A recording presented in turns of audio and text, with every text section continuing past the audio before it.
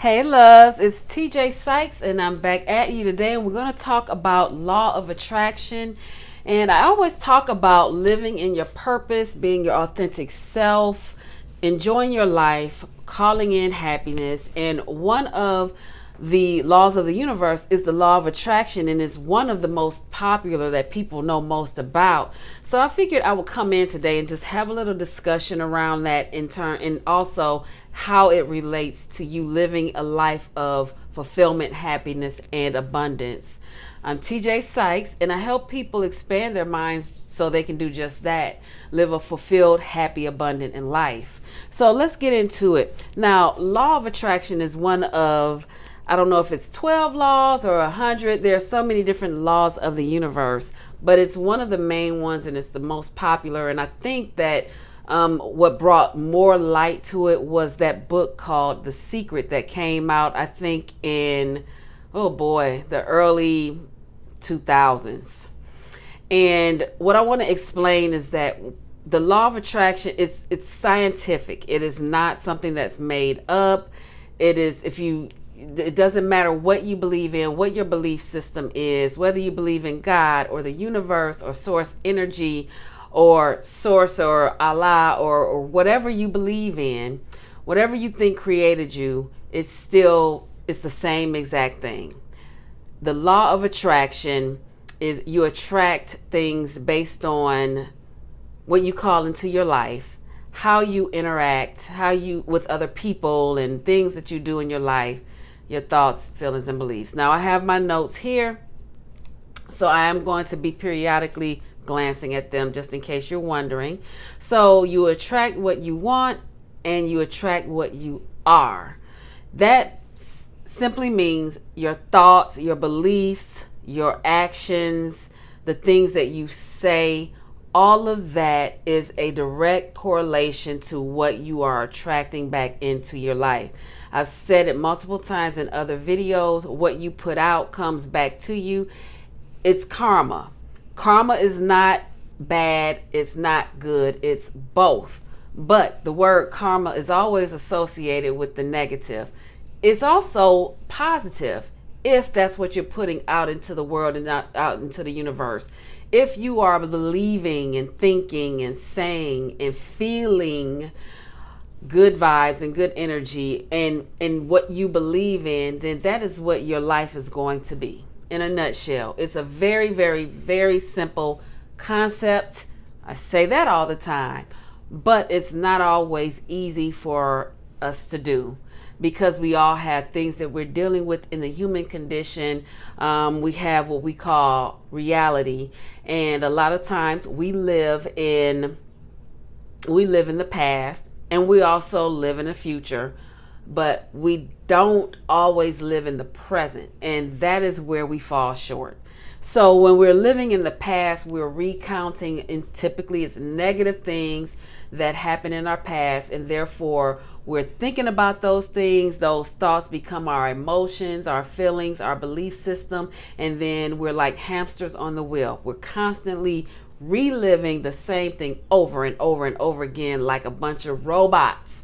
But what if you could have exactly what you wanted simply by changing your actions, simply by changing your thoughts, simply by changing your feelings and emotions, simply just by living in the present and appreciating what you have going on now, not dwelling on the past, not dwelling on the negative things in the past, present, or what you might think is going to happen in the future. See, we plan our future based on what we are living in the past, but we're ignoring the now, the present.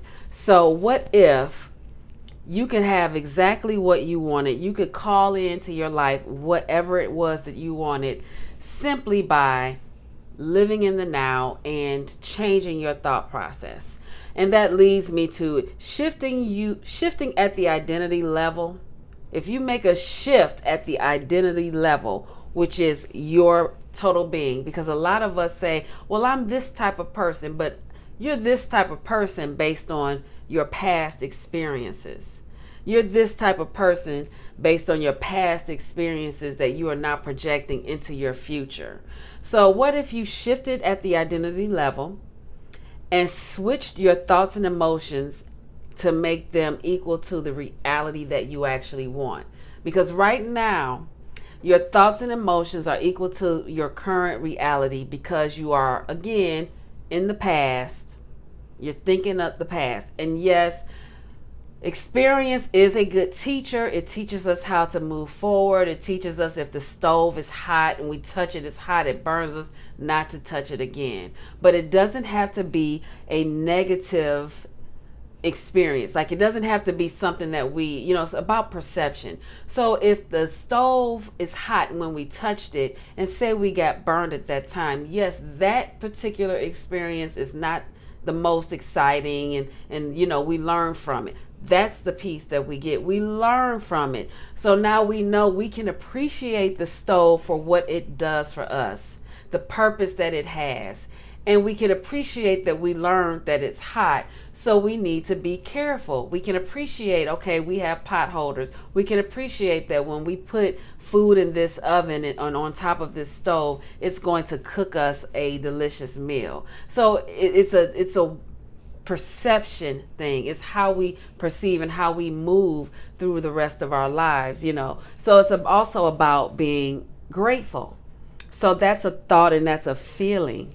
Gratitude is a thought and feeling. And again, when you put that out, you're going to get great things back. Okay, so you want to do the work at the identity level to create awareness. Okay, you have to be in alignment with the thing that you want. And I've said this over and over again. I'm going to always say it and remind people, because again, it is a simple concept, but it is difficult for many because we live in this human experience.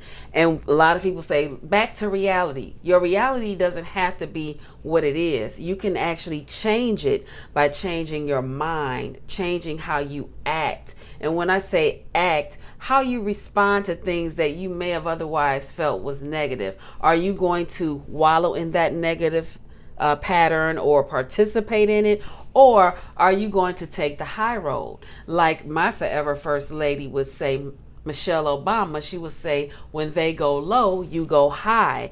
And for me, I took that to mean that you keep your vibrational frequency up here, even though someone else is down here. Because when you come down here, you're now missing the things that you want out here. You're trying to stay within that vortex, as Esther and Hicks would say. You trying to get closer to the things that you want, and your things are high ticket items. So if you want high ticket items, you cannot be acting low budget, right? So that's like another law of energy. And then you want to keep doing that over and over again. You want to keep the positive going. So that's law of momentum. There are several laws of the universe, and for me, I like to use them as guidelines on how to conduct myself through life so that I can get the most out of it. I want the most abundance. I want it all, and we all can have it all. We just have to be good, and by being good, we have to be in alignment with the thing or things that we want to call into our lives. So you can't be acting low budget when you want something that's high end. Okay?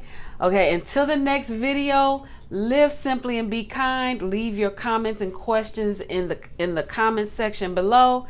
I'm T.J. Sykes, and I help people live lives of happiness, fulfillment, and abundance. If you haven't already done so, click the link also below, because I have some help for you if you want to start monetizing your gifts, your passion, and your purpose. Until the next time, smooches.